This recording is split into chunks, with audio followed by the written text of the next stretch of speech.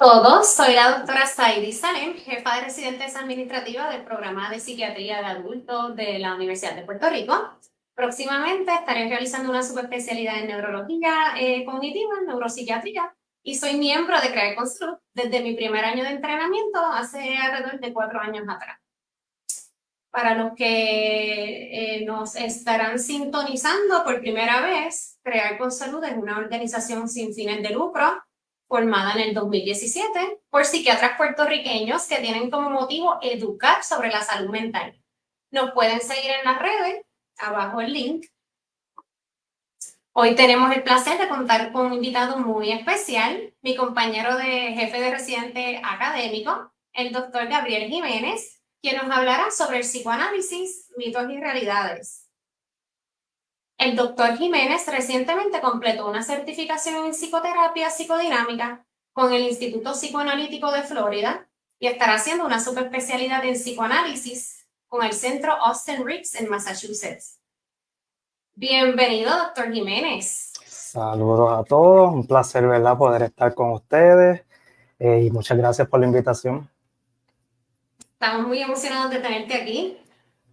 Si tienen preguntas o comentarios, no duden en escribirnos en el chat. Nos encantaría saber qué piensan o conocen sobre el psicoanálisis, así que pueden escribirnos. Bueno, pues para comenzar, doctor Jiménez, la pregunta que todos esperamos, ¿qué es el psicoanálisis? Bueno, doctora, aunque existe mucho debate, ¿verdad?, dentro de este campo tan amplio del psicoanálisis, este término, psicoanálisis, corresponde por lo menos a dos conceptos grandes.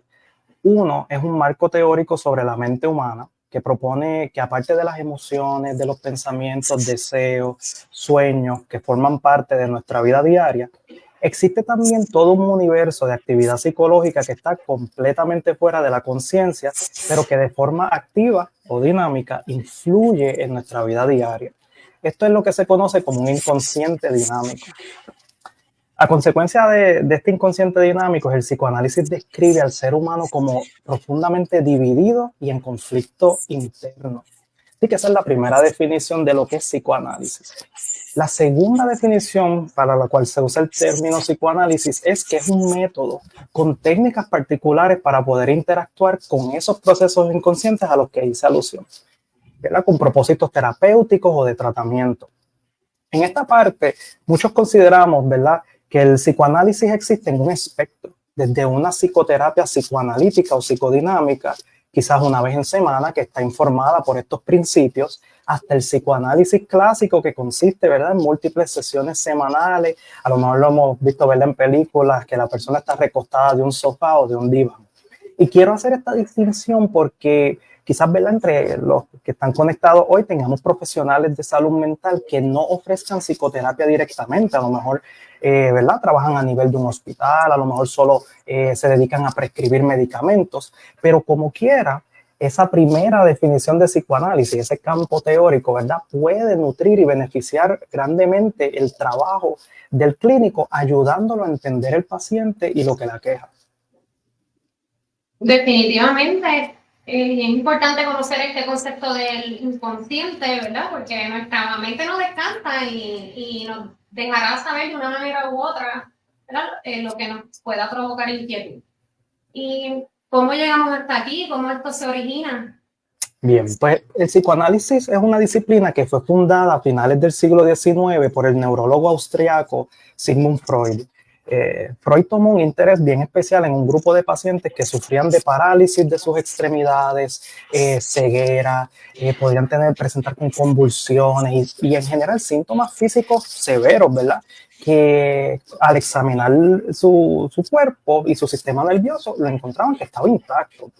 En esa época esto se conocía como histeria. Hoy día lo llamaríamos un trastorno de conversión. Entonces Freud estaba bien impresionado con los resultados que neurólogos importantes de su época lograban con estos pacientes al utilizar lo que es la sugestión hipnótica. Pero algo que le desalentaba era que frecuentemente los síntomas que se iban con la sugestión hipnótica regresaban o se intercambiaban uno por otro. Freud tenía un amigo y colega que se llamaba Joseph Breuer. Breuer estaba tratando una paciente joven, se llama Ana O, pues, presentó síntomas físicos como los que acabo de describir. Breuer, mientras intentaba hipnotizarla, primero que Ana se resistía a entrar en un trance hipnótico, pero cuando sí empezó ese proceso de relajación, comenzaba a hablar de sus síntomas y cuando hablaba de ellos, encontraba alivio. Si no hablaba de ellos, al otro día los síntomas se acrecentaban o se hacían mucho más fuertes. Y a partir de este caso, Freud y Breuer empezaron a elaborar algunos de los principios que hoy día todavía son relevantes y utilizamos, como lo son la resistencia y la transferencia. Sí, muy interesante el origen y cómo hemos evolucionado hasta el día de hoy, ¿verdad? Mencionó lo del síntoma regresando y es como tú dices, ¿verdad? Esto ocurre usualmente cuando tenemos un alivio de síntomas, pero por un tiempito y no llegamos a resolver como tal el conflicto.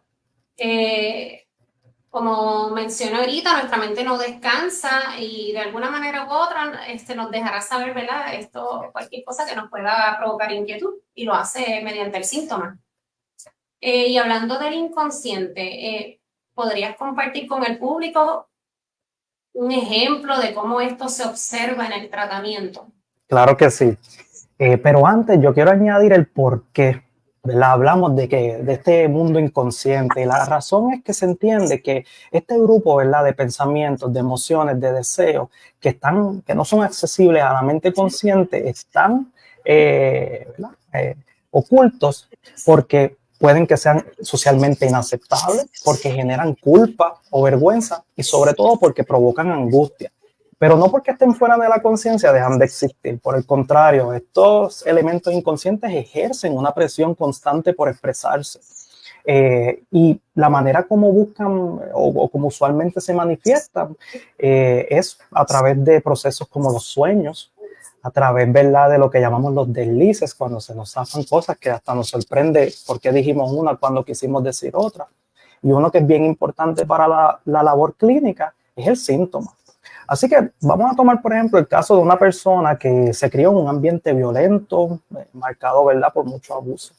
Esta persona, a lo largo de su desarrollo, se distingue y se caracteriza por ser una persona bien pasiva, bien calmado, pero que se torna bien ansioso cuando su jefe le reclama sobre su desempeño en el trabajo. En una psicoterapia psicoanalítica se identifica que este síntoma de ansiedad ocurre cada vez que la persona es confrontada por una figura de autoridad. Una posible hipótesis, ¿verdad?, psicoanalítica es que esa ansiedad que el paciente experimenta, aunque muy incómoda, tanto así, ¿verdad?, que lo trajo a tratamiento, funciona como una señal que le avisa a la persona que se debe remover de esa situación. No vaya a ser que reaccione de una forma agresiva. En este caso, lo que observamos es que mostrar cualquier señal de agresividad para este paciente es tan y tan inaceptable conscientemente que la personalidad completa del mismo se caracteriza por la pasividad y la calma. Aquí, ¿verdad?, apreciamos un posible conflicto inconsciente entre la agresividad y la inhibición. El síntoma, que es la ansiedad que lo trae, apunta hacia ese conflicto.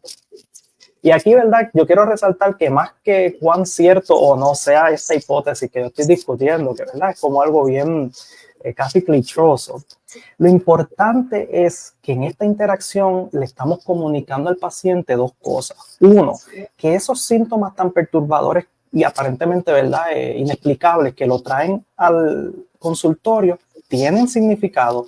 Y dos, que explorar esos significados es una tarea compartida entre el paciente y el terapeuta mediante la relación terapéutica.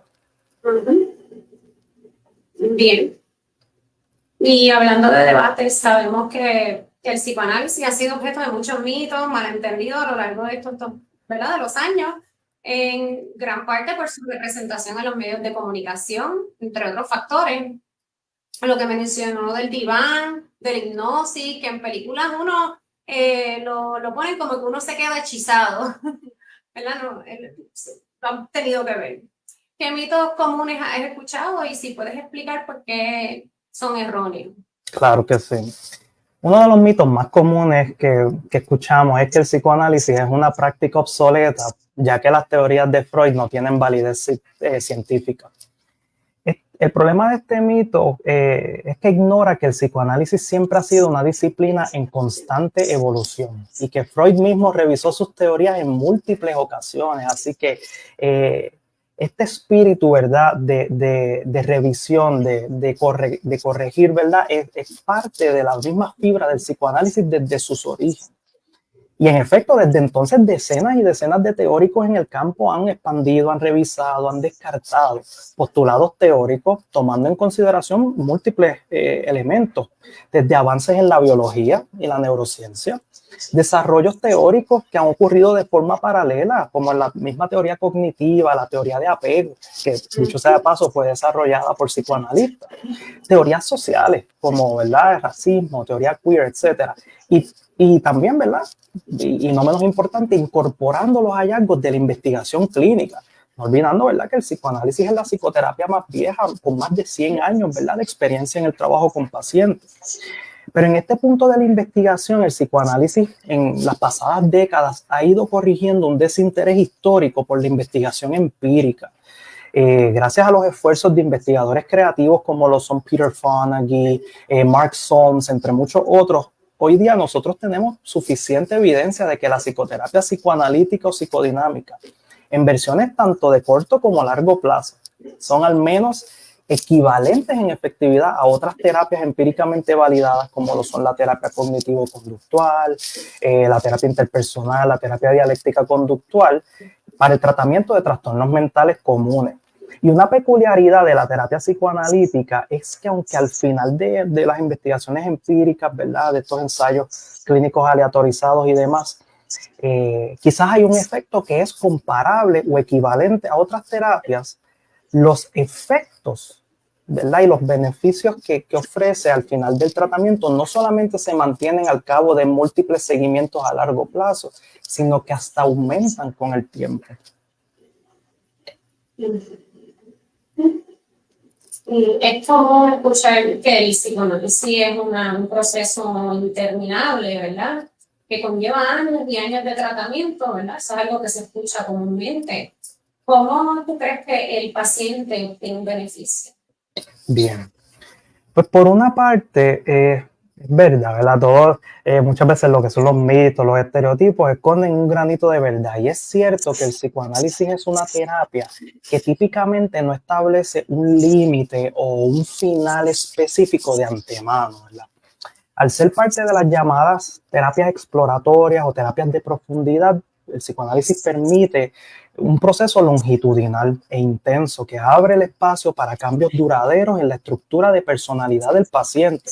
Estamos hablando, ¿verdad?, de los patrones de pensamiento, de patrones de comportamiento, maneras de relacionarse con otras personas. Así que es un espacio para cambios mucho más allá de el alivio de síntomas. Sin embargo, en las pasadas décadas se han desarrollado enfoques que son más breves y enfocados en diagnósticos específicos. Entre ellos, por ejemplo, tenemos la terapia basada en la mentalización o mentalization-based treatment.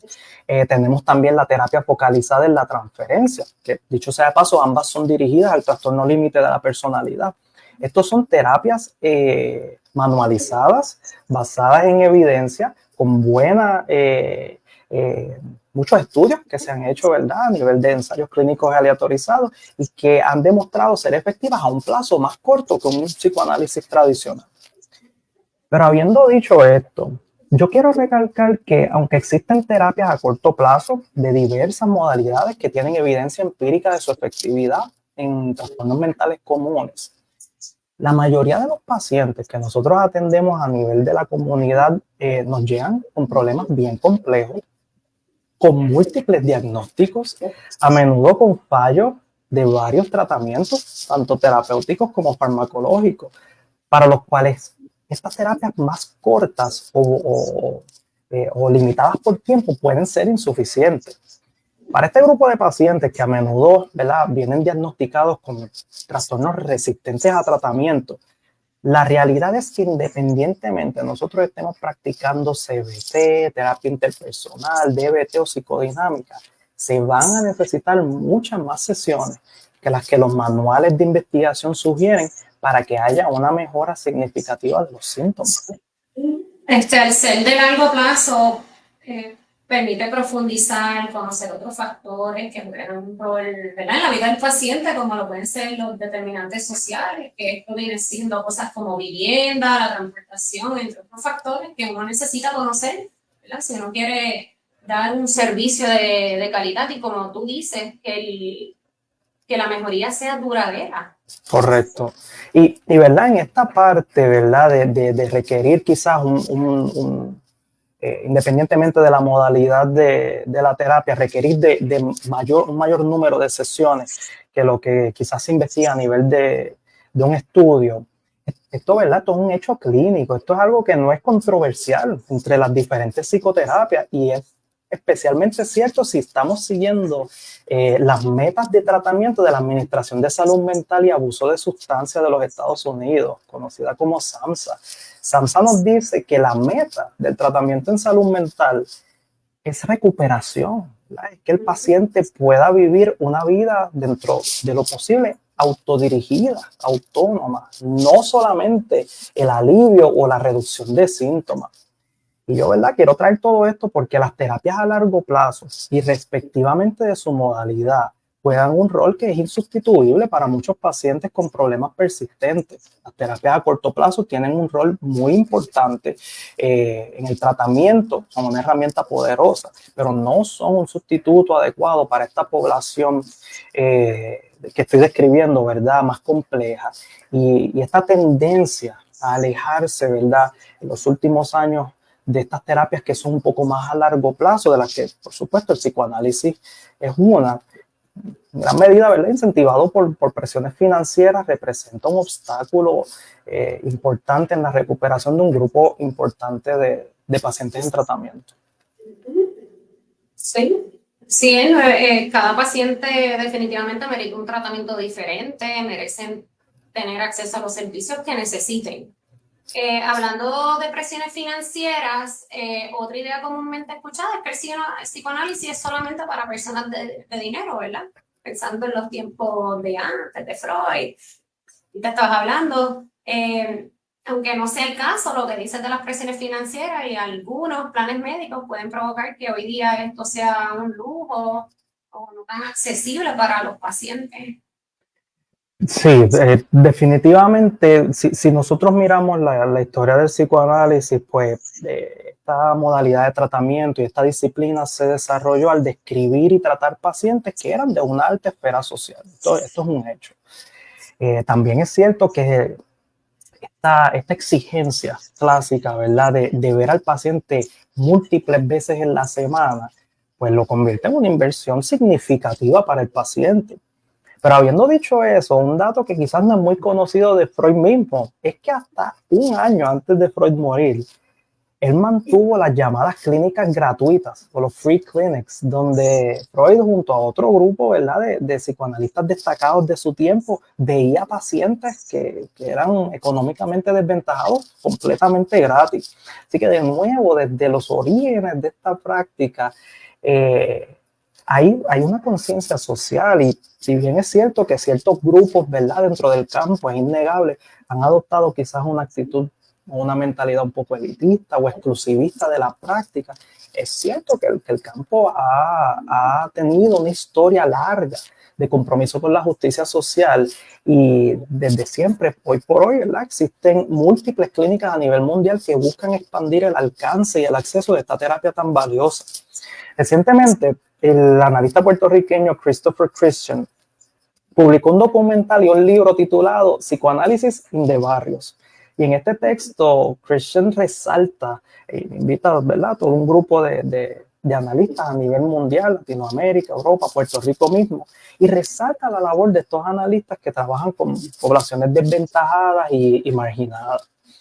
Pero de nuevo, habiendo dicho esto, la triste realidad es que no es solamente el psicoanálisis que se ha convertido en un asunto quizás de personas adineradas, es que la psicoterapia en general, como tú mencionabas, se ha convertido en un lujo y en un privilegio en gran medida por los retos en términos de compensación que hemos visto a través de diferentes aseguradoras para los profesionales de salud mental. La realidad es que las escalas de compensación de muchos profesionales de salud mental para este servicio de la psicoterapia se han quedado casi estancadas por 20 años. De modo que esto ha llevado lamentablemente a que muchos profesionales de salud tengan que ver un volumen enorme de pacientes, ¿verdad? O, en el peor de los casos, salirse de la red de proveedores, no por avaricia, ¿verdad? Sino por una cuestión práctica de poder, número uno, ofrecerle al paciente la atención y la frecuencia que amerita sin tener esta presión, ¿verdad? De tener un volumen enorme o un límite artificial en el número de sesiones.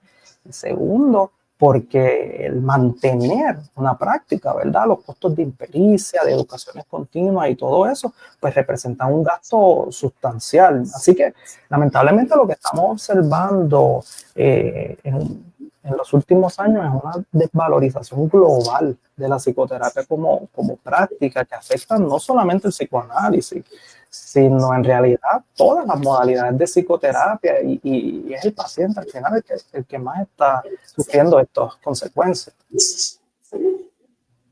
Muy lamentable. Por eso, ¿verdad? Nosotros estamos aquí aportando nuestro granito de arena con estos Facebook Lives, educando, seguimos luchando contra el estigma, concienciar sobre, ¿verdad?, la importancia de la salud mental. También resaltar los roles fundamentales de cada profesional dentro del campo de la salud mental, los psiquiatras, los psicólogos, trabajadores sociales, otros profesionales que quizás no estoy mencionando ahora, pero son parte del equipo. Antes de concluir, doctor Jiménez, la conversación, me gustaría saber si tienes algún consejo, algún mensaje final que te gustaría compartir con el público sobre psicoanálisis. Bien, pues yo espero, ¿verdad?, que en esta breve conversación que pudimos tener, haber transmitido algo del valor y del lugar que el psicoanálisis tiene hoy día en la práctica clínica, que lejos de ser un tratamiento anticuado y obsoleto, el psicoanálisis, por el contrario, continúa un constante proceso de evolución y que en los pasados años yo mismo he podido ver un resurgimiento y un entusiasmo imprevisto entre diversos estudiantes del campo de la salud mental, que más allá, ¿verdad?, de una teoría, un tratamiento particular, el psicoanálisis ofrece una sensibilidad y un marco de referencia que son únicos para poder pensar al paciente y su angustia, ¿verdad?, limitar la complejidad, reconocer que los síntomas contienen significado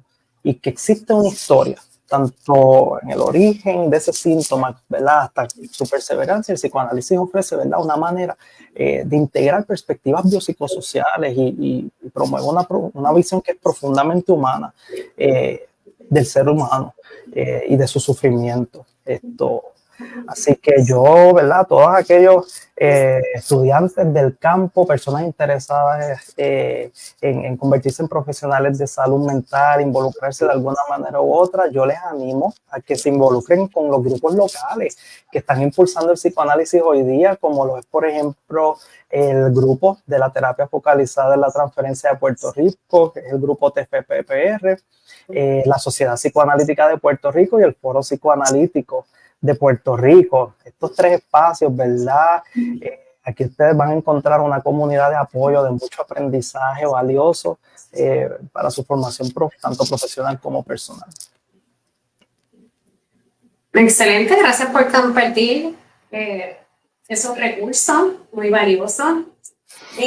Doctor Jiménez, sé que nuestro tema nos hemos centrado en el psicoanálisis.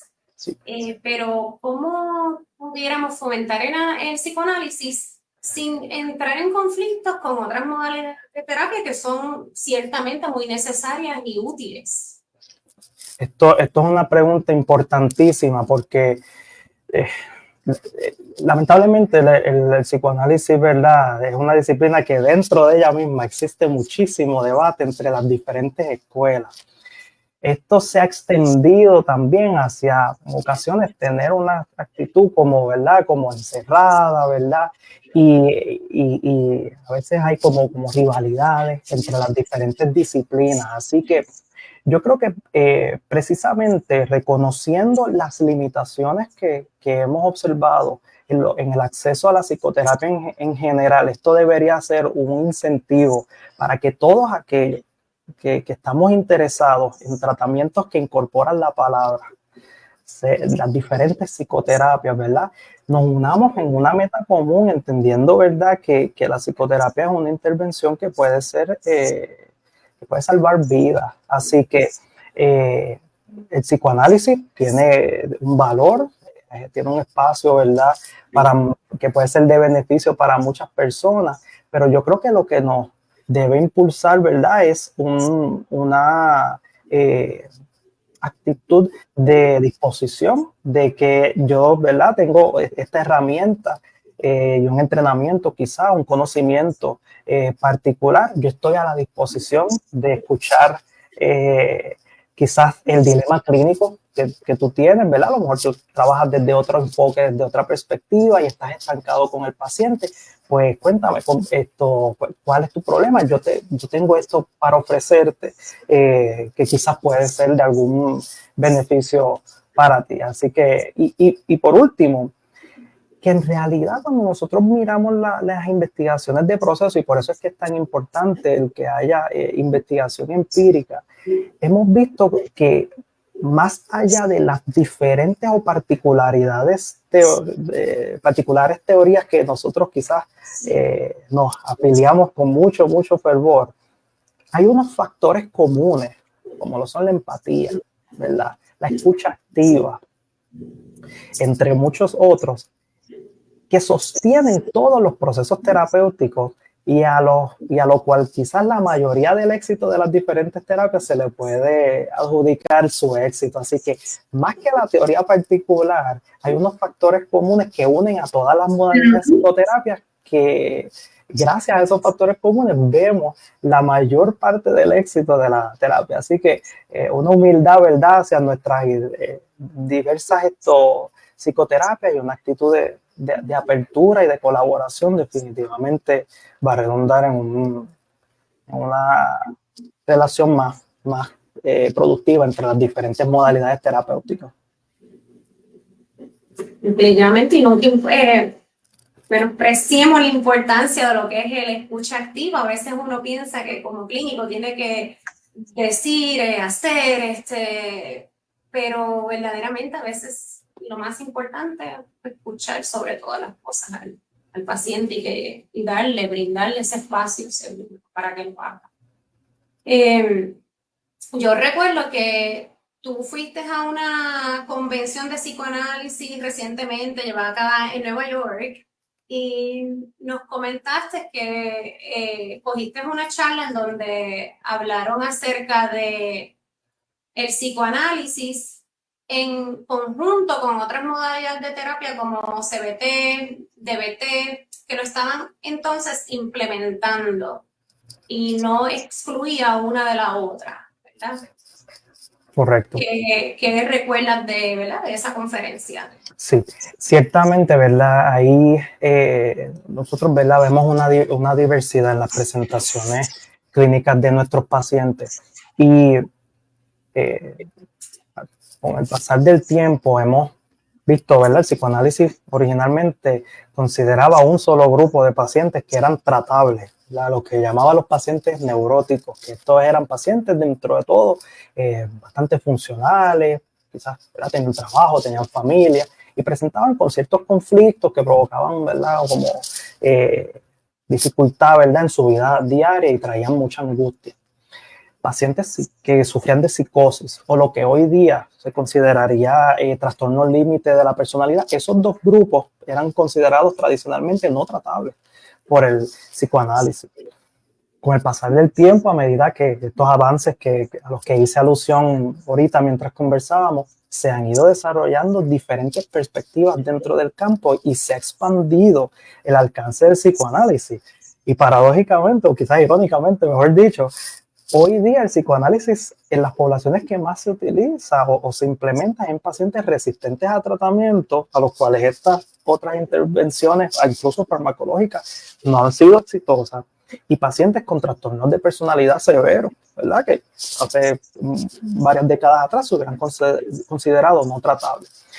Así que en esta población de pacientes más sintomáticos, con mucha mayor complejidad o severidad de sus síntomas, vemos no solamente conflictos y dificultades, ¿verdad?, en sus relaciones y demás, sino que pueden haber dificultades en el regular los afectos. A veces se sienten, ¿verdad?, abrumados o sobrecogidos por afectos bien intensos que interrumpen su funcionamiento durante el día. Y como lo dije, coraje, episodios de llanto, etc.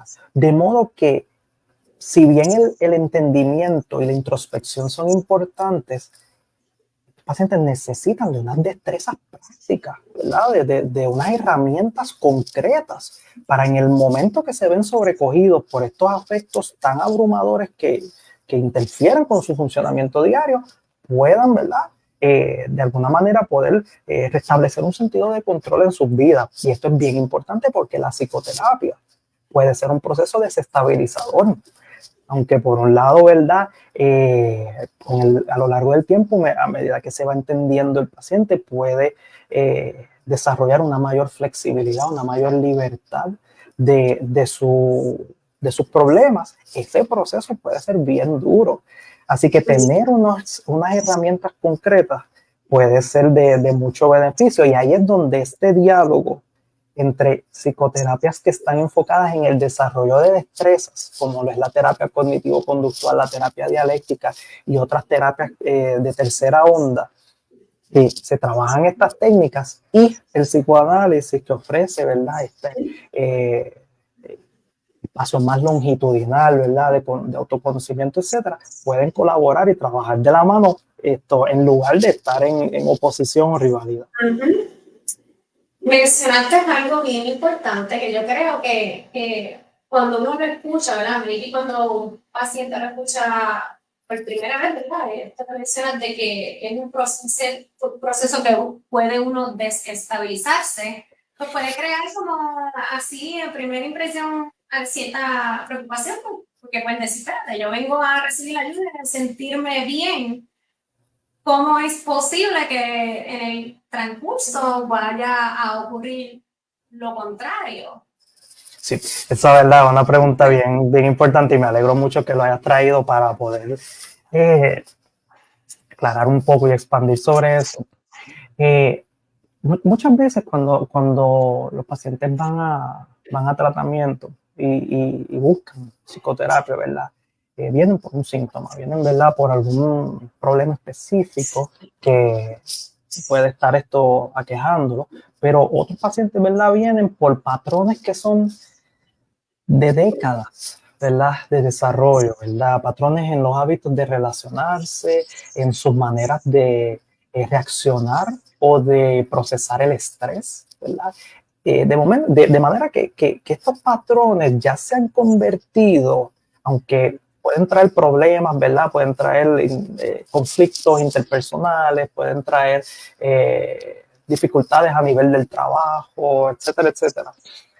A pesar de esa parte, lleva tanto tiempo acompañando al paciente que, de una manera quizás esto como contradictoria, representan un balance en la vida del paciente, ¿verdad? Estos son estrategias que, aunque son costosas porque le generan angustia, porque le traen problemas con otras personas, ¿verdad?, le funcionan hasta cierta medida, ¿verdad? Así que en los procesos de psicoterapia, el poder explorar estos patrones, el poder entender las raíces muchas veces traumáticas, históricas que han tenido, pues puede ser un proceso doloroso. Puede ser un proceso doloroso, y es un dolor y un entrar en eso profundo que muchas veces no queremos mirar, ¿verdad?, recordando este concepto del inconsciente, con el propósito de poder crear nuevas maneras de de comportarse, de relacionarse, etcétera. Así que es un desconstruir para construir. Y a eso es a lo que yo quiero, a lo que yo hago alusión, ¿verdad? En esta parte de desestabilización, ¿verdad? En un proceso terapéutico, aún una persona que sus síntomas no sean demasiado disruptivos o fuertes, puede haber, ¿verdad? Unos periodos donde la ansiedad aumenta un poquito, donde sienten como una tristeza, porque hay casi un proceso de luto, ¿verdad? De esos patrones, pero entonces, pues, eso crea el espacio para un crecimiento Sí. y Y es mayor. importante tener estas expectativas que el paciente ya sepa de antemano, ¿verdad? Para saber lo que estaría enfrentando. También destacar que esto no es un proceso que es obligatorio, ¿verdad? Bien importante. El paciente tiene que estar interesado en participar del proceso terapéutico, que es como tú dijiste al principio, que esto es algo both ways, ambas partes, ¿verdad? La relación médico-paciente, ¿verdad?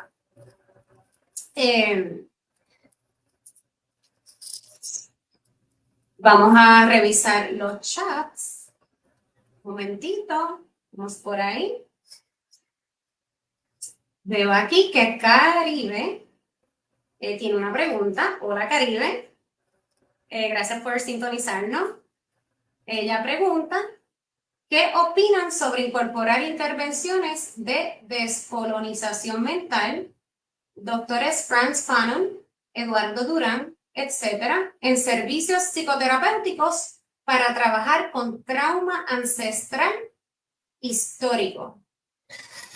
Quiero hacer el disclaimer, ¿verdad? Que no estoy familiarizado, he escuchado, pero no estoy familiarizado con la obra de Fanon ni de Eduardo Durán, pero respecto al punto, ¿verdad? De incorporar una perspectiva descolonizadora, lo que sí me atrevo, ¿verdad?, a contestar es que, número uno, es que ciertamente el reconocer, ¿verdad? Yo hacía referencia a cómo el psicoanálisis crea un espacio para incorporar perspectivas biopsicosociales. Así que ese último elemento, ¿verdad?, donde tener un reconocimiento, ¿verdad?, de cómo el contexto sociocultural del paciente puede estar ejerciendo un rol